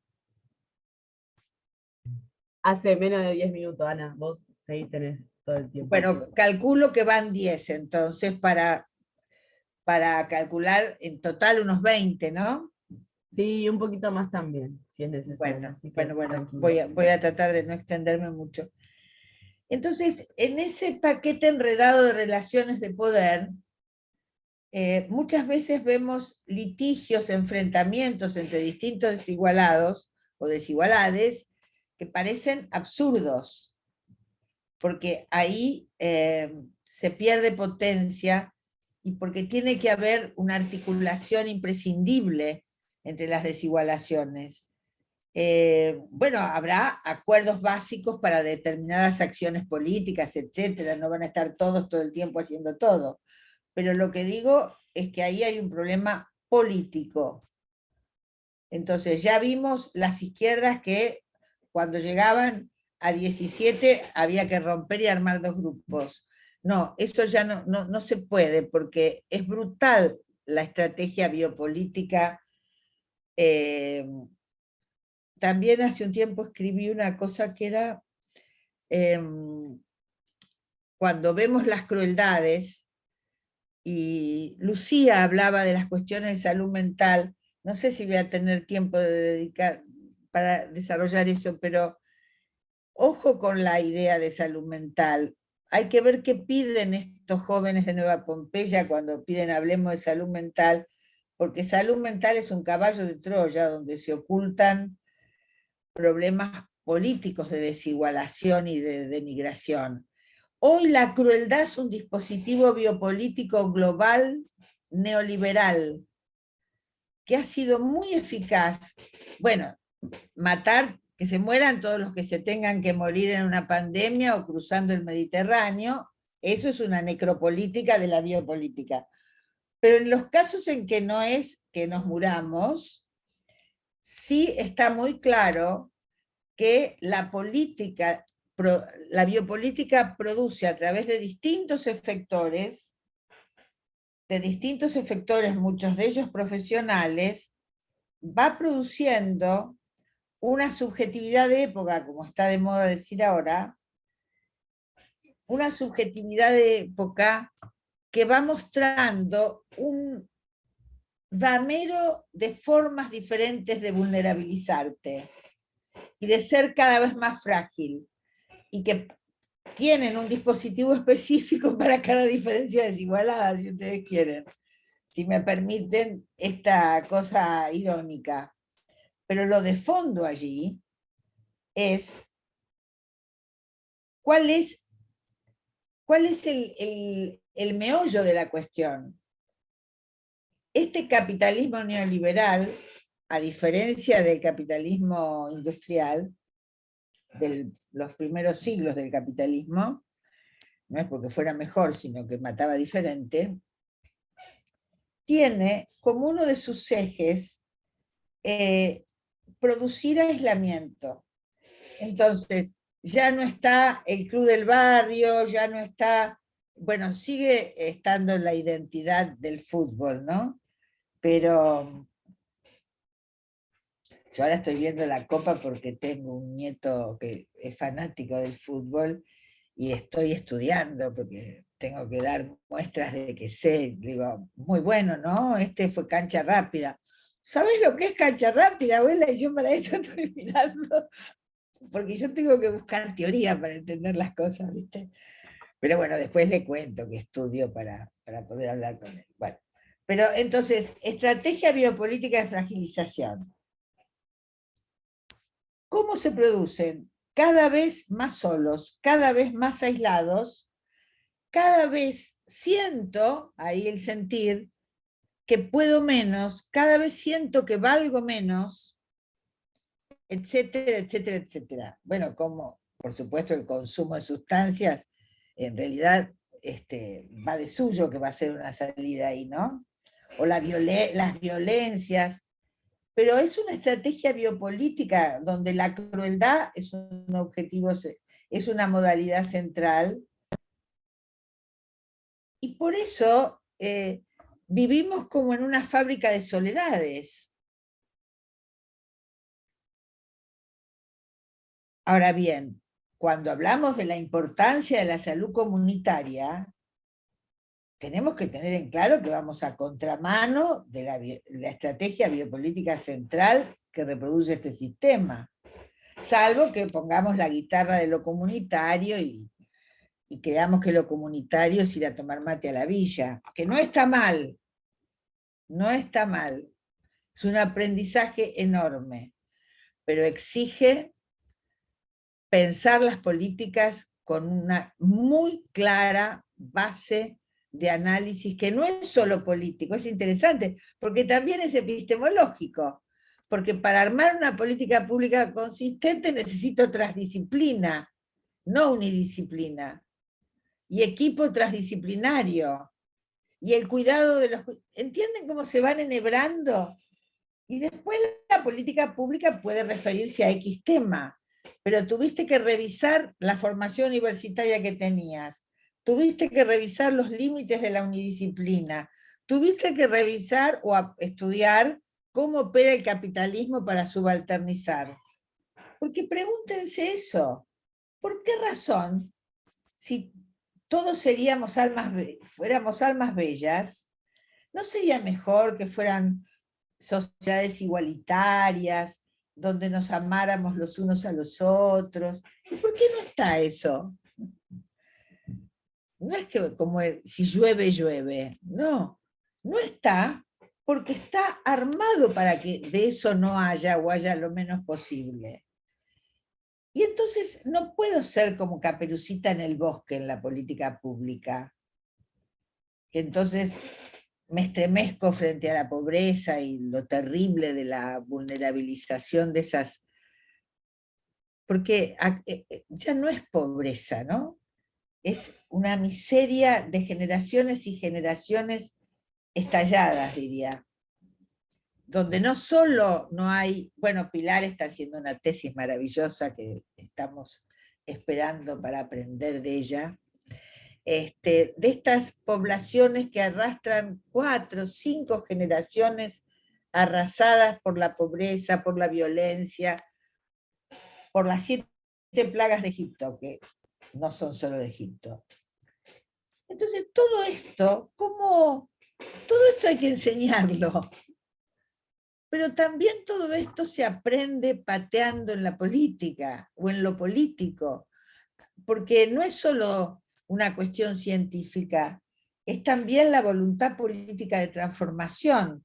Y esto no se inculca en ningún lado, lo tenés o no lo tenés. Adoctrinar no sirve. La gente tiene que poder pensar, interesarse, y me parece que ahí entonces volvemos a lo que decía al principio, que apropiarse de lo que el Estado me puede dar quiere decir muchas cosas. Quiere decir, en vez de aceptar la caridad, tengo que llegar a entender, a sentir, a armar mi corporalidad para decir, esto me lo merezco. Hay algo, esto es una política de derechos, dicho de un modo muy simple, claro está. Entonces, ¿por qué razón los dispositivos, ustedes disculpen que salte de una cosa a otra, ¿no? ¿Por qué razón los dispositivos del 1 por 1 no nos sirven para pensar, para recuperar mujeres en situaciones de violencia de género?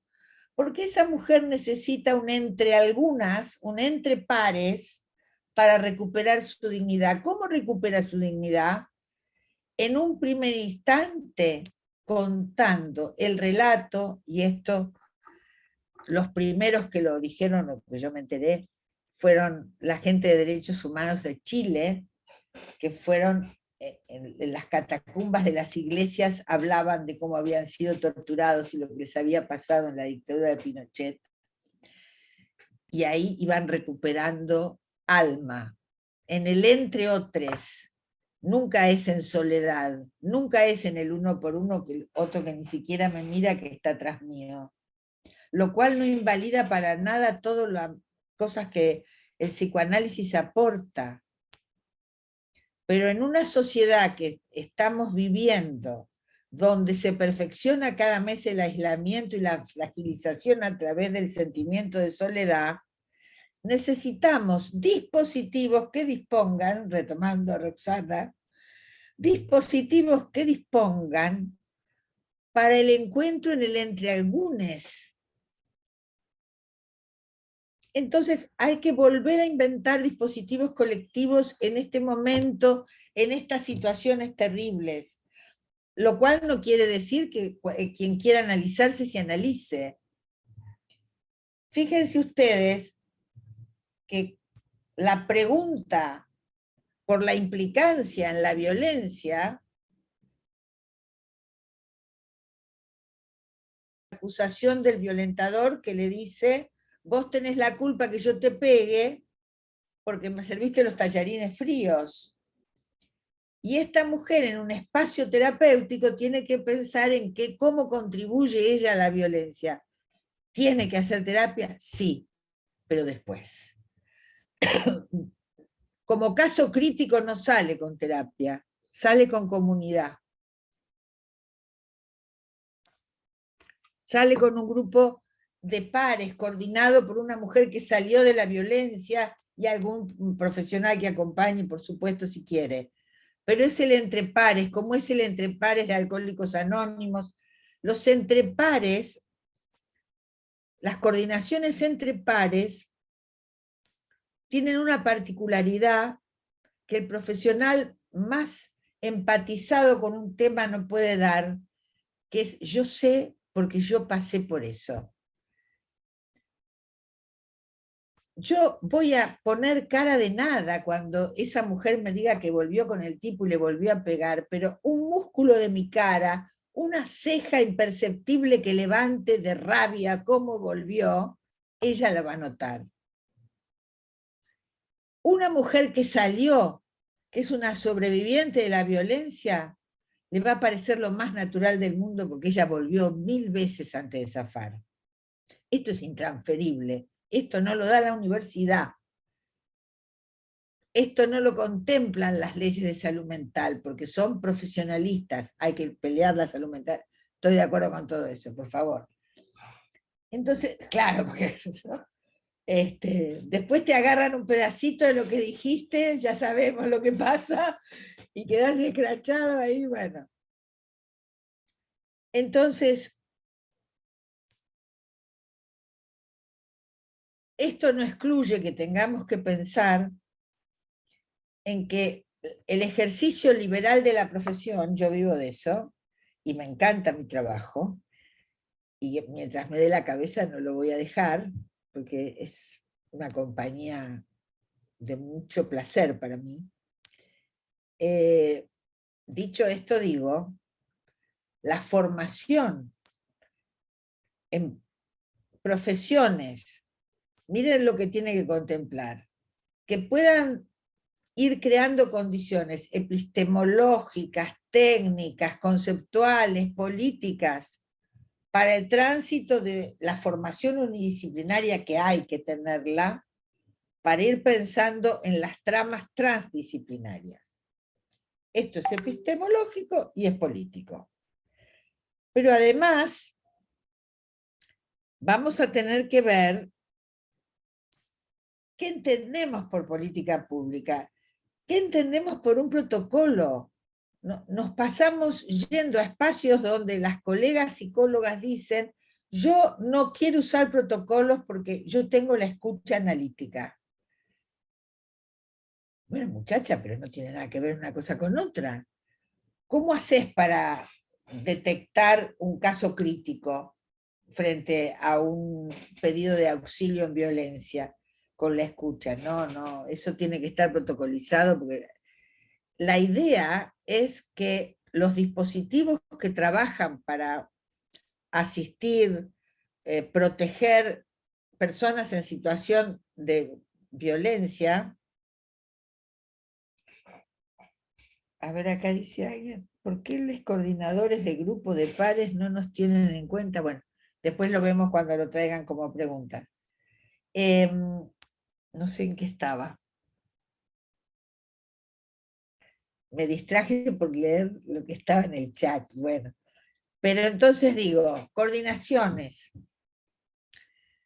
Ahí tenemos que ver que esa situación no solo tenemos que ver cómo armamos la capacitación para que alguien invente una política pública, sino también cómo sería esta diferencia que yo digo muy rápido entre aplicar o implementar, y cómo audito mi propia política pública para ver todo el tiempo, es como una auditoría permanente, para ver dónde hay que optimizar, qué en tal pueblito que se hizo de tal modo resultó mejor que en tal otro, entonces a ver, ¿es posible modificar esto para que entonces se optimice? Es como una usina permanente.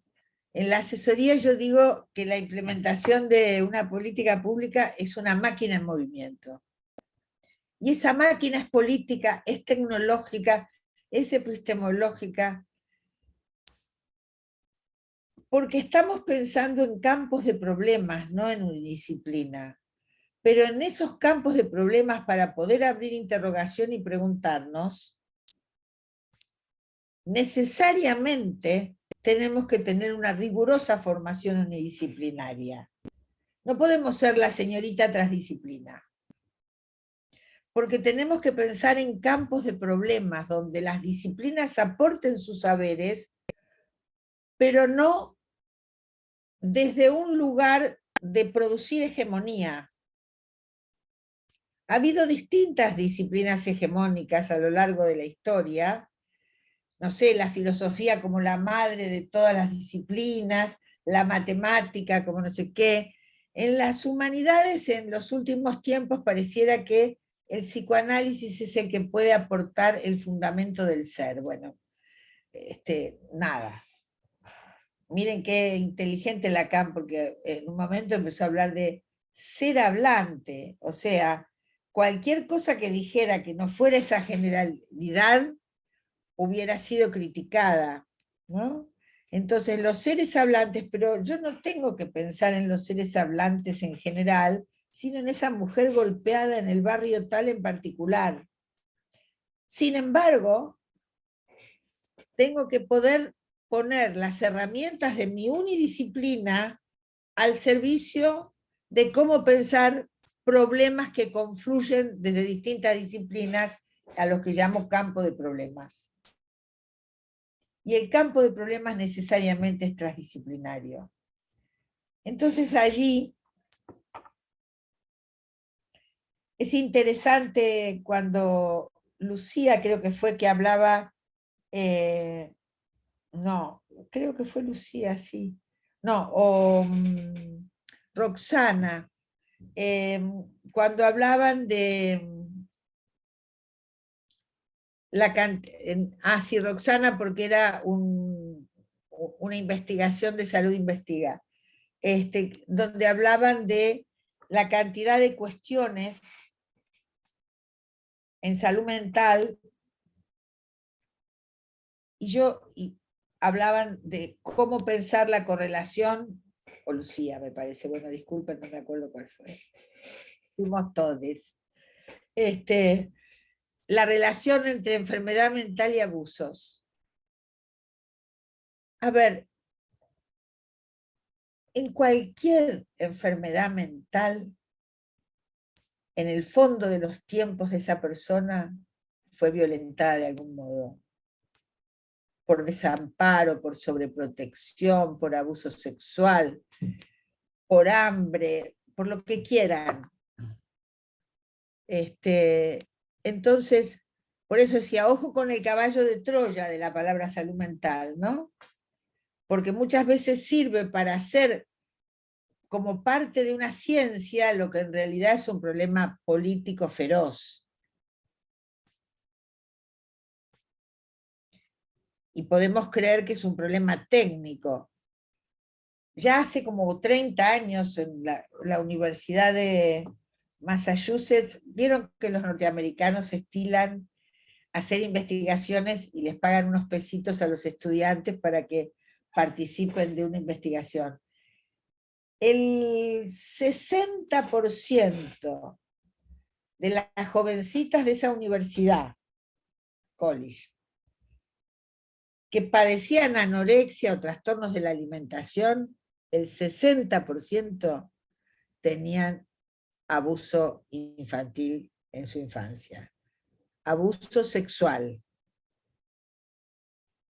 O sea, hace 40 años que se sabe y seguimos con tapujos. Tengo en tratamiento una muchacha de alrededor de 40 que llega con un diagnóstico borderline, medicada hasta, bueno, y con problemas muy serios, sin duda una entidad psiquiátrica.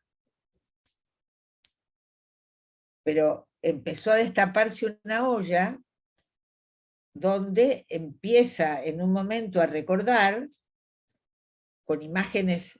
Ella tenía unas cosas, unos síntomas que la desestabilizaban muchísimo, que era sin entender por qué estaba, no sé, manejando el auto, trabajando o charlando con amigos, y le empezaba a tener como una inquietud que tardó mucho en darse cuenta, que era que de la nada se excitaba sexualmente. Y no se lo contó a nadie, pero la medicaban para la ansiedad, etcétera, etcétera. Bueno, en un momento empieza a tener imágenes del abuso sexual de su padre, muy chiquita. Por lo tanto, muy difícil de reconstruir. Entonces, del Ni Una Menos para acá, yo he recibido más consultas que tenían que ver con abuso sexual en la infancia, ya adultos, que en mis 50 años de consultorio. Miren ustedes la importancia, ¿no?, del feminismo multitud, ¿no? Cómo empieza a destapar ollas. Esta muchacha, que hoy tendrá 40 y algo, fue a terapia desde los 16 o 17, nunca lo contó.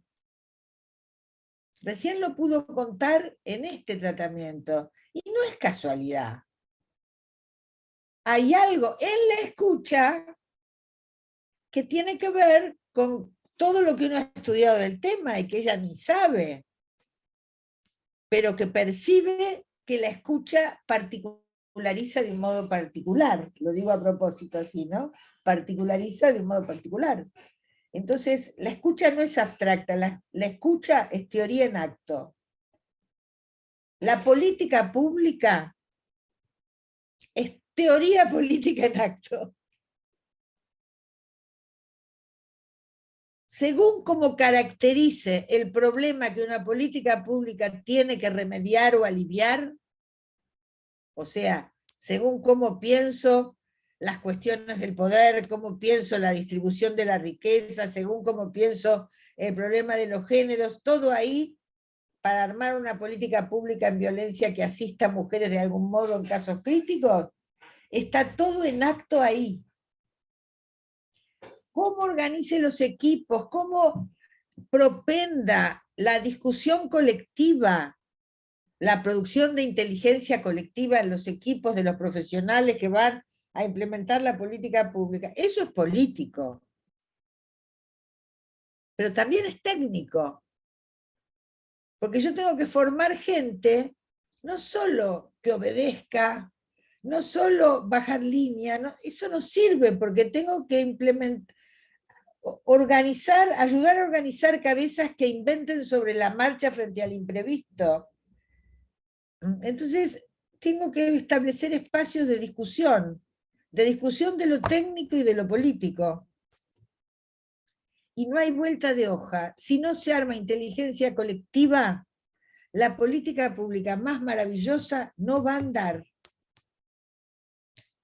Porque así como esas mujeres necesitan de otros para recuperar dignidad, nosotros nos necesitamos muy mucho nos necesitamos muy mucho en situaciones también de cuidados y en situación también de sororidad y fraternidad, para pensar en conjunto cómo vamos a arreglar este país con el 40% de su población por debajo de la línea de la pobreza. Y eso también es entre todos, entre muchos, entre algunos, ojalá fuera entre todos, pero no va a ser entre todos, entre los más posibles. Y ahí tenemos que estar con mucha lucidez política de que a donde vamos tenemos que crear dispositivos, otra vez, ¿qué dispone el dispositivo? Crear dispositivos todo el tiempo que garanticen multiplicidad, que garanticen debate, que garanticen imaginación colectiva, porque lo que está enfrente es muy poderoso y muy eficiente, y tiene una sabiduría de siglos para producir subalternidad. Entonces, es mucho lo que nos queda, ¿no? Pero en eso estamos, y la verdad, todo anda bastante mal, pero yo estoy muy contenta con esta etapa, donde podemos hacer tantas cosas, y hay que apurarse a atornillarlas bien para que no las puedan desmantelar fácil. Muchas gracias. Muchas gracias, Ana María. La verdad es que siempre es un placer y un aprendizaje enorme poder escucharte. Bueno, y como siempre nos vamos pensando en todas las reflexiones. Medio que se nos ha acabado el tiempo, y por lo que he visto en el chat, además de muchas felicitaciones y personas que nada, agradecen todas las intervenciones, no hay muchas más preguntas. Así que bueno, nuevamente felicitar y agradecer a Pilar, Roxana, Lucía y Ana María por estar acá, y invitarles a todo al próximo encuentro, que será dentro de 15 días. Vamos a estar abordando, la mesa 4 se va a llamar Consumos Problemáticos, Abordajes Integrales, la inclusión en la agenda de salud y la articulación con las comunidades. Así que bueno, nos seguiremos encontrando dentro de 15 días, y nuevamente gracias a todos por participar. No sé